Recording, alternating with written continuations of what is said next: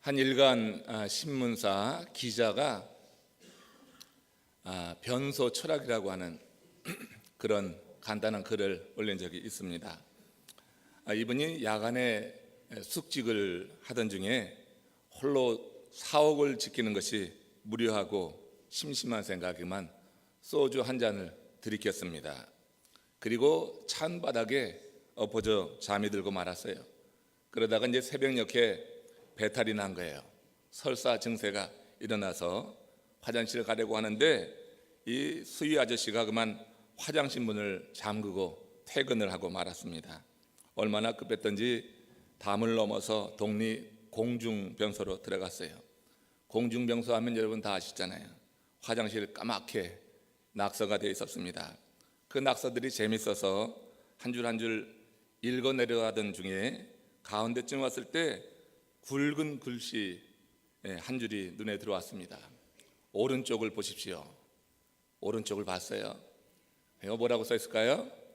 왼쪽을 보시오. 궁금해서 왼쪽을 봤습니다. 왼쪽 보니까 거기는 뒤를 돌아다 보시오 하는 거예요. 그래서 엉거주춤한 그런 자세로, 묘한 자세로 뒤를 돌아다 봤습니다. 그러니 그 뒤에는 위를 보시오 하고 써 있는 거예요. 위를 쳐다봤는데 거기 기가 막힌 말이 써 있는 거예요. 궁금해서 쳐다봤는데 쳐다본 그 천장에 뭐라고 썼었냐면 뭘 똥이나 싸 볼일이나 보라고 하는 거죠. 볼일 바로 왔으면 볼일이나 봐라. 이 기자가 그 한 줄 글을 읽고 가만히 생각하니 그게 진리더라고 하는 거예요. 그래서 변소철학이라고 하는 글을 쓴 겁니다. 가만히 생각하니 그게 진리예요. 그 자리에 앉으면 그 자리에서 볼 일이 있다고 하는 거예요. 내가 앉아있는 그 자리에서 볼 일을 잘 봐라. 그 자리에 있으면 그 자리에서 집중을 하라고 하는 거예요. 그 자리에서 집중하지 않고 허튼 데 생각이 가 있는 사람들은 뭘 해도 되질 않죠. 우리가 집중하지 않으면 에너지가 분산되게 돼 있죠. 어떤 일을 이룰 수가 없는 거예요. 그 자리에 있으면 그 자리에서 볼 일이 있는 거다. 그 자리에서 볼 일이 있어요. 여러분 오늘 이 기도의 자리에 나오셨는데 이 기도의 자리에 앉아 있는 여러분들이 볼 일이 뭐가 있겠어요? 이 기도 자리에 나와서도 딴 생각만 잔뜩 머리에 가득 차 있다고 하면 그러면 여러분 이 새벽 깨우는 게 무슨 의미가 있겠어요? 이 새벽에 육신의 단잠을 뒤로하고 거룩한 성소에 나와서 우리가 찬양하고 또 예배하고 기도하는 이 시간에 여러분들이 좀 집중하시기를 축원합니다. 내 마음을 집중하는 거고요. 그래서 하나님의 말씀을 듣고자 하는 것, 이게 우리의 볼 일이에요. 또 기도하는 시간이기 때문에 기도에 집중하는 것, 이게 바로 우리의 볼 일이다. 여러분들이 앉아있는 이 자리에서 오늘 볼 일을 제대로 보시고 가시기를 축원합니다. 볼일 볼 때 다른 일을 하면 안 된단 말이에요. 다른 생각 흩어지면 안 된단 말이에요. 제가 자꾸 이렇게 집중하라 하는 것, 자꾸 눈을 마주치고 여러분들을 바라보고 그리고 자꾸 이렇게 이끄는 것, 사실 이제 볼 일을 충실히 볼 수 있도록 그렇게 이제 돕는 거죠.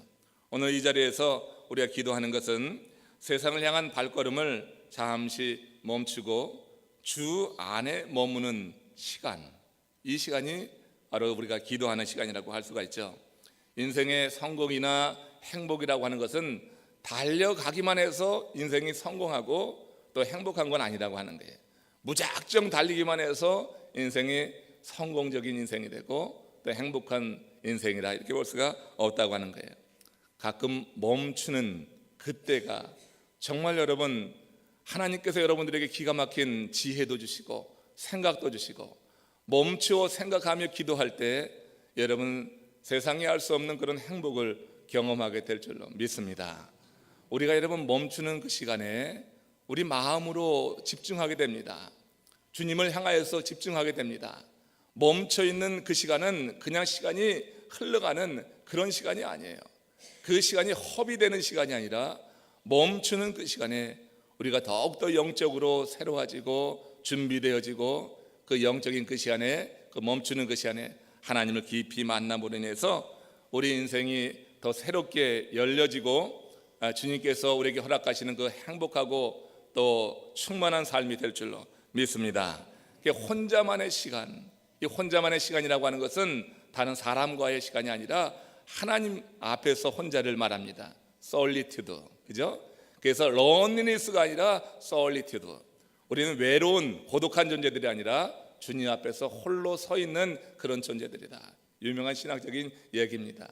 믿음의 사람들은 하나님 앞에서 홀로 서기를 할 줄 알아야 된다는 얘기예요.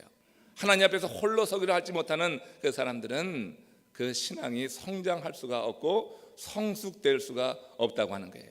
기도하는 시간은 하나님 앞에서 홀로 서는 시간이에요. 우리가 여러분 일상생활 하면은 너무 많은 사람들과 함께 살아가면서 섞여 살면서 우리의 믿음이 약화되기도 하고요, 많은 또 의심도 들기도 하고요. 그래요. 세상이 그러니까. 그러나 하나님 앞에서 홀로 서게 될 때 하나님은 우리들 마음을 여십니다. 그리고 하나님의 지혜로 채워 주십니다. 말씀으로 채워 주십니다. 성령의 역사 속에서 우리 마음을 새롭게 해서 우리가 주님 앞에 새로운 피조물로 다시 이렇게 새롭게 조성될 수 있다고 하는 거예요. 인생의 행복, 인생의 성공 절대 달려가는 데만 있지 않아요. 믿는 믿음의 사람들은 멈출 때 멈춰야지 되는 겁니다. 오늘 여러분 잘 멈추셨습니다. 오늘 이 아침에 멈춰서 우리 주께서 우리에게 주시는 그런 은혜의 말씀도 또 하나님께서 멈추는 자에게 어떤 역사를 이루어 주시는가 한번 같이 봅시다. 출애굽기 14장 21절 말씀입니다. 출애굽기 14장 21절 시작. 모세가 바다 위로 손을 내어민데 여호와께서 큰 동풍으로 밤새도록 바닷물을 물러가게 하시니 물이 갈라져 바다가 마른 땅이 된지라. 애굽에서 출애굽한 이스라엘 백성들 달렸습니다. 애굽에서 나와서 할 수만 있으면 빨리 그 애굽으로부터 멀리 떨어지기를 원하는 마음에 달렸을 것입니다. 열심히 나갔습니다. 그런데 그들 앞에 뭐가 놓여 있어요? 홍해가 가로막혀 있는 거예요. 그리고 뒤늦게 이 바로 왕이 이스라엘 백성들을 놓아준 것을 후회하면서 전차 부대를 보내는 겁니다. 이스라엘은 모세의 영도하에 계속해서 앞으로 전진해 나갔을 거예요. 전진해 나가던 그들 앞에 장애로 큰 홍해가 흐르고 그들 뒤에 이제 전차 부대가 쫓아오는 이런 진퇴양난의 그 상황입니다. 앞으로 나갈 때 행복했을 것입니다. 앞으로 나가면서 이제 우리는 자유를 얻었다, 그렇게 성공했다 생각할 수 있었을 것입니다. 그런데 그들 앞에 장애가 다 놓여지게 될 때 그들은 한계를 느낄 수밖에 없었을 거예요. 뒤에는 전차 부대가 쫓아오고 그들을 죽이려고 하는 무리가 있는데 앞에는 갈 수 없는 장벽이 놓여 있는 거예요. 이 상황에서 모세가 멈췄습니다. 이스라엘 백성들을 그 자리에 머물게 하고 홍해 앞에 머물게 하고, 그리고 모세도 멈춰서 밤이 맞도록 그 바다 위로 손을 내어 민 거예요. 손을 내어 밀었다고 하는 게 무슨 의미가 있습니까? 바다 위로 손을 내어 민데 이건 여러분 기도하는 모습 아니겠어요? 기도하는 거예요. 하나님의 역사를 구하면서 그 밤새 손을 내어 민데 이 바다 때문에 이스라엘 백성들이 좌절됩니다. 절망이 있습니다. 한계를 느끼고 이제 죽었구나 하는 그런 절망감 가운데 빠져 있습니다.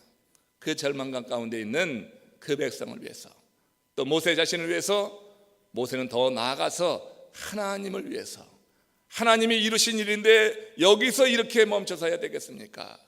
하나님이 이루신 일인데 여기서 이렇게 끝나서야 되겠습니까? 하는 그런 마음이 모세에게 있었을 거예요. 모세가 밤이 맞도록 손을 내어민 겁니다. 그 바다를 향해서 손을 내어미는 것입니다. 아주 절벽 같고 깜깜한 그 바닷물이 앞에 있습니다. 그들의 가는 길을 가로막고 있습니다.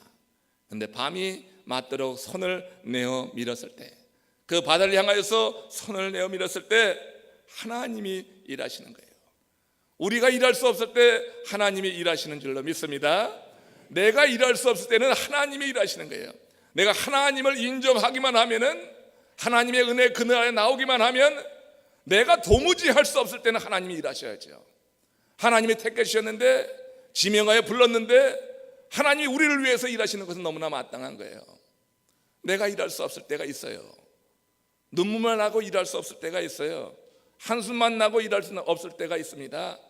그럴 때 우리는 그 한숨 나게 하는 그런 대상을 향하여서, 눈물 나게 하는 그 대상을 향하여서 우리가 할 수 있는 것은 밤이 맞도록 손을 내어미는 거예요. 그 대상을 향하여서 손을 내어미는 거예요. 하나님 도와 주시옵소서, 하나님 역사하여 주시옵소서 하고 손을 내어미시기를 축원합니다. 여러분, 한숨 날 때, 눈물 날 때 가만히 있는 거 아닙니다. 그 마음의 중심으로 하나님의 이름을 부르는 거예요. 모세가 바다 위로 손을 내어밀었어요. 손을 내어미는데 어떤 일이 일어나냐면 여호와께서 그랬단 말이에요. 여호와께서 큰 동풍으로 밤새도록, 기도하는 내내 그 얘기가 될 거예요. 여호와께서 큰 동풍으로 밤새도록 바닷물을 물러가게 하시니 물이 갈라져 바다가 마른 땅이 된지라. 기도하는 모세를 위해서 여호와 하나님께서 역사하셨습니다.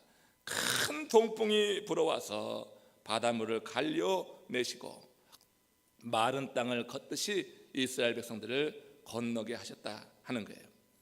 여러분, 우리가 인생의 앞길을 가로막는 이 바닷물들이 있습니다. 인생에 큰 문제 있습니다. 두려움, 근심, 의심에 갑작스럽게 찾아온 질병까지 있습니다. 너무나 기가 막힌 우리의 가는 길을 가로막는 바닷물들입니다. 제가 섬기던 교회, 정말로 건강하게 정말 교회를 잘 섬겼던 한 권사님이 지금 아주 큰 질병에 걸려서 이제 그 날수를 헤아리고 계셔요. 그 얘기를 듣는데 얼마나 속상한지 저희 집사람하고, 바로 몇 달 전까지 참 많이 섬겼어요. 많이 섬기고 봉사하고 정말 수고하던 권사님인데 지금 얼마 남겨두지 못한 갑작스럽게 병원에 들어갔다가 검사하고서는 바로 그런 상황에 놓이고 말았어요. 나오지도 못하고 중환자실에 그렇게 지금 매여 있는 그런 모습을 봤습니다. 갑작스런 이런 질병, 뜻하지 않은 어떤 사고와 사건, 이런 것을 여러분 대면하게 될 때 절망감이 밀려옵니다.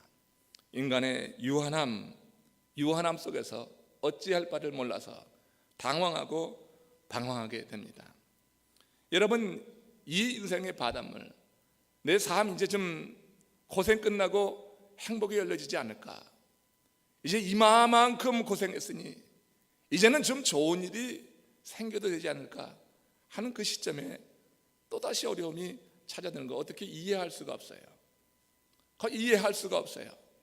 그렇지만 우리 인생이 그런 거라 하는 것을 우리는 그저 받아들일 수밖에 없는 그런 그리스도의 종이에요. 하나님이 우리 인생에 곤고한 날과 형통한 날, 이게 겸하여 두신다고 했으니 그저 내 인생에 공고한 날이 와도 그저 받아들일 수밖에 없는 것, 이게 여러분 그리스도의 종이로 우리 노래도 하고 찬양하는데 그런 하나님의 사람들이 보여야 될 그런 입장이요 태도라고 하는 겁니다. 하지만 인간적으로 답답함과 인간적인 그런 절망은 어찌할 수가 없는 거죠. 여러분, 이렇게 우리 인생에 가는 길을 가로막는 그런 문제들이 수시로 찾아드는 게 우리의 삶이다. 이럴 때 여러분, 우리가 할 수 있는 유일한 것, 내가 아무것도 할 수 없을 때, 어떻게 세상적인 방법을 동원해봐야 동원할 수 없는 그때 할 수 있는 유일한 방법을 하나님이 우리에게 주신 거예요. 손을 내밀어라. 손을 내밀어라. 지금 이스라엘 백성은 그 앞에 홍해가 있고 뒤에 애굽의 전차부대가 있어서 가운데 샌드위치로 딱 끼어서 도무지 할 일이 없는 거예요. 이리 갈 수도 없고 저리 갈 수도 없고 돌아갈 수도 없고 그 상황이에요. 이런 상황에서 모세가 대표자로 그 문제 앞에 직면해 섰습니다. 그리고 손을 내미는데 하나님께서, 여호와 하나님께서 큰 동풍을 보내주셨다고 했어요. 이처럼 우리 인생의 그 바닷물을 만나게 될 때 여러분, 손을 내미시기를 주의 이름으로 축원합니다. 그럴 때 하나님께서 성령의 바람을 우리에게 불어주실 거예요. 성령의 역사 속에서 이 모든 인생의 장애와 그 바닷물이 물러가도록 우리 하나님께서 이루실 것을 기대하고 기도하시기를 축원합니다. 기대하고 기도할 때 기적을 맛보게 되는 거예요. 여러분, 하나님의 최고의 기적은 하나님께서 우리를 품어주시는 거예요. 그거 여러분 믿으면 돼요. 그러면 인생의 가장 큰 두려움 가운데서 자유할 수 있는 하나님의 사람이 될 줄로 믿습니다. 우리가 기도할 때 하나님은 말씀으로 또한 지도해 주시기도 하는 거예요. 우리의 마음을 밝혀주시는 거예요. 시편 18편 28절의 말씀입니다. 같이 읽겠습니다. 주께서 나의 등불을 켜시며 여호와 내 하나님이 내 흑암을 밝히시리이다. 여러분, 기도하는 하나님의 사람들에게 하나님께서 그 등불을 켜주신다. 나의 등불을 켜주신다. 내 심령의 등불을 켜주시는 거예요. 인생에 여러분, 이 바닷물 장애 만날 때 어두워지거든요. 사람이 참 어두워지거든요. 그런데 하나님께서 내 마음의 내 등불을 켜주시면은 내 심령이 환해지는 거예요. 내 심령이 환해지면은 그러면 여러분, 문제 해결된 겁니다. 상황은 그대로 있어도 내 마음의 심령이 환해지면은 그러면 여러분, 문제 해결된 줄로 믿으시기 바랍니다. 그 다음에 걱정할 일이 없어요. 그 다음에 주님이 나와 함께 하신다고 하는 확신 속에서 우리가 인생의 모든 문제를 이렇게 매니지할 수가 있는 거고요. 주님의 역사를 순간순간 경험할 수도 있다고 하는 것입니다. 주께서 나의 등불을 켜주시는 거예요. 손을 내미는 하나님의 사람들에게 하나님께서 그 마음의 등불을 켜주셔서 여호와 내 하나님이 내 흑암을 밝히시리이다. 내 마음의 이 흑암, 어두움, 그 정체모를 두려움들, 의심들, 이런 것들을 밝혀주셔서 우리 마음을 환하게 해주실 때 우리는 그 가운데 자유함을 갖고 주님을 찬양할 수 있는 하나님의 사람들이 되겠다고 하는 것입니다. 얼마나 감사한지 모르겠어요. 인생에 여러분, 어떤 상황에서든지 믿는 사람들은 절대 좌절하거나 절망하지 않고 우리가 최후의 수단으로 아무것도 할 수 없을 때 손을 내어 밀 수 있기 때문에 손을 내어 미는 자를 붙잡아 주시는 여호와 하나님의 능력 안에서 우리가 자유할 수 있다고 하는 것입니다. 뉴욕이나 LA 같은 대도시에 가서 보면요, 우리가 사는 이 남부 플로리다를 시골로 여겨요. 아니, 세상에 남부 플로리다를 시골로 여기더라고. 여러분들은 그렇게 생각하지 않을지 모르지만 이곳에 사는 여러분들은 촌뜨개예요. 제가 달라스 사다가 저 북쪽에 디트로이트로 새 부임지로 갔더니 어떤 권사님이 디트로이트, 저도 지금도 발음이 잘 안 되는데 디트로이트가 발음이 안 돼갖고 뭐라고 했냐면, 아니 목사님 뒤뜰에 가세요 그러더라고요. 목사님 뒤뜰에 가시냐고. 그래요. 저 디트로이트도요, 뉴욕 가서 보니까 시골로 생각하더라고. 아니, 빅3가 있는 세계 자동차의 그 본거지 이 디트로이트를 말이에요, 시골로 여겨가지고 제가 아주 마음이 상한 적이 있어요. 뭐 여러분, 뉴욕에 살고 LA에 살면은 그들이 사는 것이 우리보다 사실 열악하게 살아갑니다. 우리는 넓은 집에 살지만 그들은 좁은 집에 삽니다. 자신들이 대도시에 살고 있다고 하는 사실 하나만으로 아니 우리를 가리키려고 해. 세상이 어딜 가리켜요? 웃기는 일이 하나예요. 근데 대도시에 살면은 뭐 그렇게 생각하는 사람들이 지금 덜어 있더라고. 여러분, 우리 고국에서는 이런 현상이 더 뚜렷하잖아요.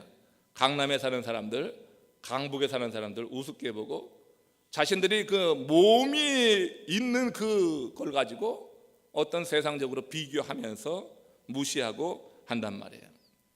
그런데 실제 뭐 강남이나 뉴욕에 사는 사람들은 서로 비교하면서 정말 여러분 더 비교하면서 비참한 인생을 살아가는 것 같아요. 비교하기 때문에 더 피곤한 인생을 산다고 하는 거예요. 우린 여러분 그런 비교하지 맙시다. 우리는 오직 주 안에서 주님의 은혜를 사모하는, 그래서 자족하는 하나님의 사람들이 되시기를 축원합니다. 주 안에서 자족하는 비결을 배우면은 그것이 가장 행복한 인생이 될 거예요. 그럼 주 안에 있으면은 그럼 해결되거든요. 인생의 바닷물도 인생의 흑암도 우리가 주 안에 있을 때 그거 여러분 상관없는 일이 될 수 있어요.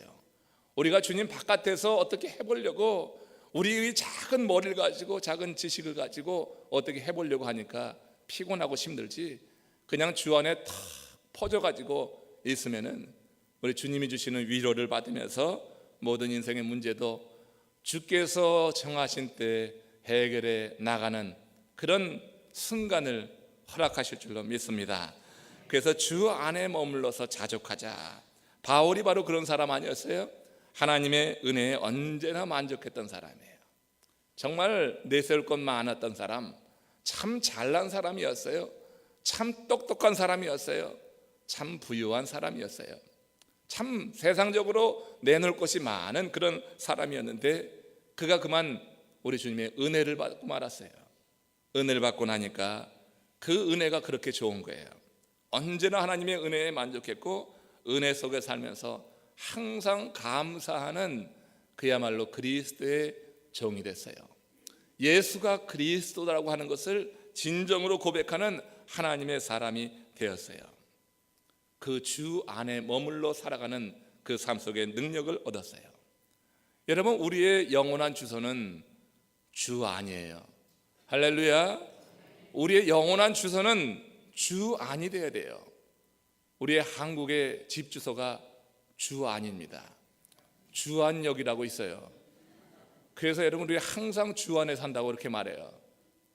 여러분, 정말 이 몸의 주소뿐만 아니라 내 영이 주 안에 머물러 때 하나님의 은혜가 우리 가운데 깊어지게 될 줄로 믿습니다. 지금 내가 주 안에 살고 있는가? 앞으로도 주 안에 살 것인가? 주 안이 아니라 주 밖에 거하는 그런 유혹을 받게 될 때, 혹시 그렇게 이끌림을 당할 때 여러분 경각심을 가지고 바로 돌아올 수 있기를 원합니다. 주 안에 있으면 세상의 어떤 상대적인 비교 때문에 비참해지지 않는 거고요, 오히려 기뻐한다고 고린도후서 12장 9절에서 바울이 그 유명한 고백을 했던 것입니다. 같이 읽어봅니다. 내게 이르시기를 내 은혜가 내게 족하다. 이는 내 능력이 약한 데서 온전하여짐이라 하신지라. 이러므로 도리어 크게 기뻐함으로 나의 여러 약한 것들에 대하여 자랑하리니 이는 그리스도의 능력으로 내게 머물게 하려 함이라. 그 몸의 가시 때문에 3번 가시를 뽑아달라고 하나님께 구할 때 여호와 하나님께서 내 은혜가 내게 족하다, 너로 하여금 자고하지 않게 하기 위함이다. 내 은혜가 내게 족하다, 내 능력이 약한 데서 온전하여 짐이라. 내 능력이, 나의 능력이 그에게요. 네 능력이 아니라 누구의 능력이? 내 능력이 약한 데서 온전하여 짐이라. 이러므로 도리어 크게 기뻐함으로 나의 여러 약한 것들에 대하여 자랑하리라. 다른 사람의 능력 필요 없어요. 그 사람이 능력 받아서 하나님을 만나서 능력, 이거 다 필요 없어요. 나의 능력, 할렐루야. 내가 능력을 경험해야죠. 다른 사람이 능력 경험하는 거 무슨 소용이 있어요. 들으면서 그냥 속상할 때가 있지. 내가 주 안에 있음으로 경험하는 그 능력이 여러분 약한 데서 우리에게 임한다고 하는 것입니다. 내 능력이 약한 데서 온전해지고, 그리고 그리스도의 능력으로 내 안에 머물게 하려 함이라. 바울은 자신의 연약함, 약함을 자랑한 거잖아요. 좀 전에 말씀드리길 뭐 대단한 사람으로 얘기했지만 바울도 열등감이 있었어요. 그렇죠? 그러니까 세상적으로 그렇게 잘난 것 같은데, 똑똑한 것 같은데, 그런데 또 그런 사람들에게도 열등감이라고 하는 게 있는 거예요. 그러니까 여러분, 미국 사는 사람 95%가 크고 작은 열등감에 사로잡혀 산다고 하는 것이, 그게 여러분 틀린 말도 아니에요. 대단히 잘난 것 같은데요, 그런 사람들의 마음에도 열등감이라고 하는 게 있는 것입니다. 바울 여러분 대단히 뛰어난 사람이었지만 그도 감추고 싶은 그 열등감이 있었어요. 그는 키가 작았어요. 말을 못했다고 하고요, 또 그렇게 원했지만 그 지병이 사라지질 않았어요. 그는 또 수치스러운 과거도 갖고 있었어요. 믿는 자들을 핍박하되 아주 앞장서서 핍박했던 그런 수치스러운 과거도 갖고 있었던 사람이에요. 그런데 이 바울이 자신의 그 연약함을 자랑한다, 수치스러움을 자랑한다 하는 거예요. 왜 그 연약함과 그 수치스러움을 자랑한다고 했을까요? 그로 인해서 교만하지 않고 하나님 안에서 하나님을 의지할 때 하나님의 능력이 머무는 것을 경험했기 때문이에요. 그 연약함 때문에 교만해지지 않았어요. 그 연약함 때문에 자고하지 않았어요. 그리고 하나님 안에 머물렀고 하나님을 의지하는 가운데 하나님의 능력이 그에게 막 임하는 것이 보이는 거예요. 그러니 어찌해요? 그러니까 연약함을 자랑한 거죠. 여러분들 연약함을 자랑할 수 있는 은혜가 임하시길 바랍니다. 그거 가리려고 하다가 힘들어. 그냥 자신의 단점은 있는 대로 그냥 드러내야지 되는데 사람은 자꾸 캄프라지, 자꾸 가리려고 하는 거예요. 가려버리려고 하는데 하나님 앞에서까지 그럴 필요는 없잖아요. 그 연약함을 그냥 오픈할 때 하나님은 그 연약함 속에서 우리로 하여금 자고하지 않게 하시고 하나님을 더욱더 의지하게 하시고 그 가운데 하나님의 능력이 우리 가운데 머물게 하신다고 하는 겁니다. 역대하 15장 15절 말씀 보세요. 같이 읽습니다. 뜻을 다하여 여호와를 찾았으므로 여호와께서 저희의 만난 바 되시고 그 사방에 평안을 주셨더라. 역대사가는 아사 왕이 어떻게 사방에 평안을 누리게 되었는가 그걸 밝히고 있어요. 하나님과의 관계를 굳건히 세운 것이 요건이었어요. 하나님과의 관계를 굳건히 세워서 하나님을 뜻을 다하여 찾았다. 여호와께서 저의 만난 바 되어 주신 것은 그가 뜻을 다해서 하나님을 찾을 때 그 사방의 평안함, 이거 얼마나 행복한 일이에요.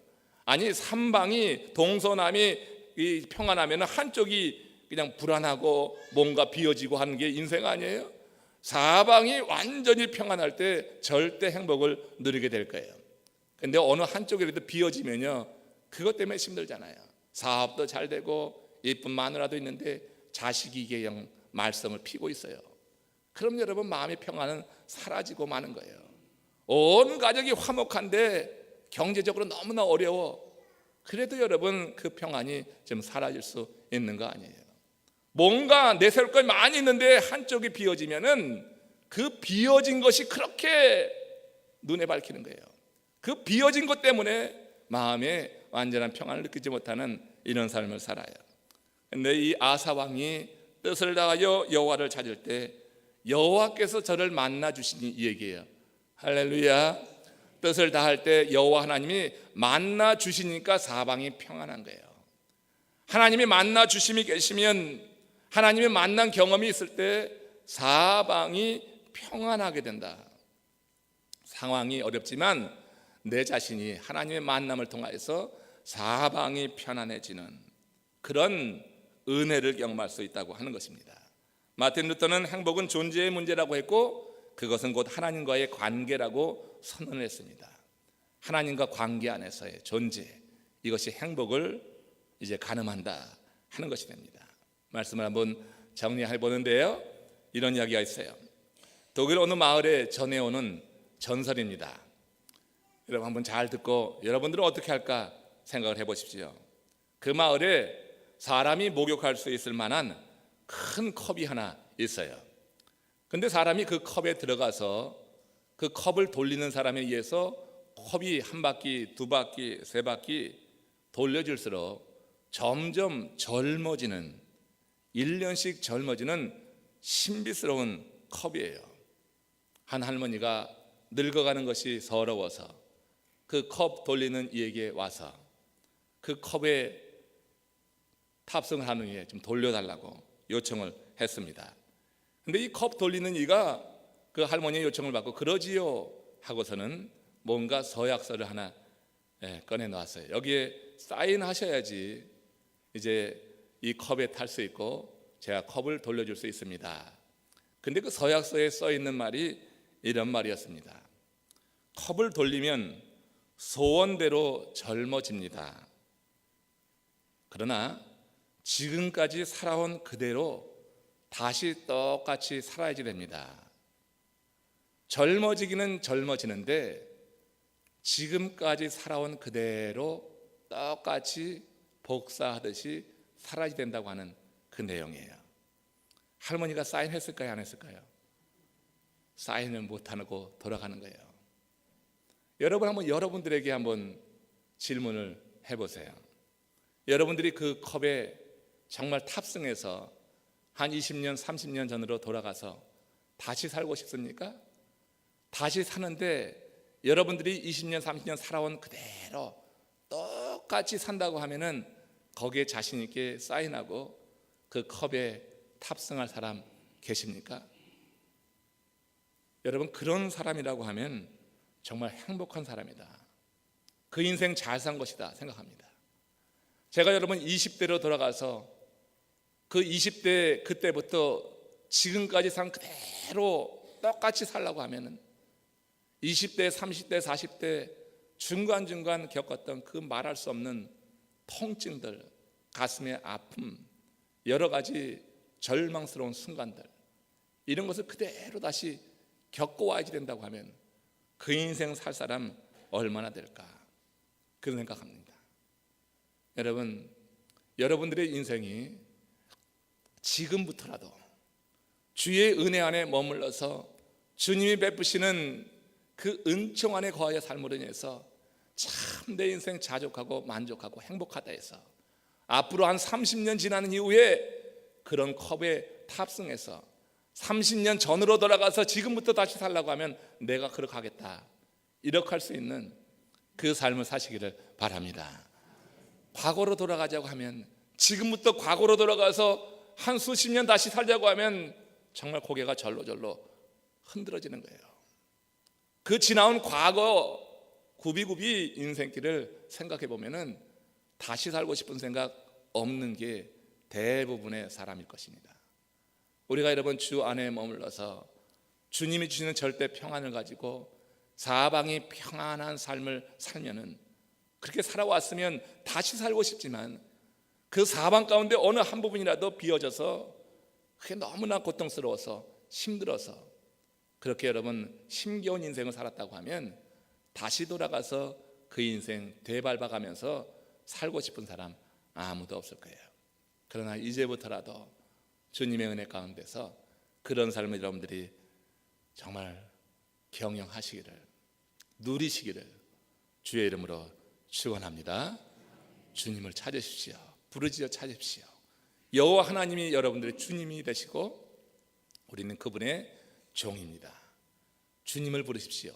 예수는 그리스도. 예, 찬양 한번 다시 하시고 여러분 기도하실 때 정말 주님 안에 머무는 그 기쁨, 그 자유함을 경험하시기를 주의 이름으로 축원합니다.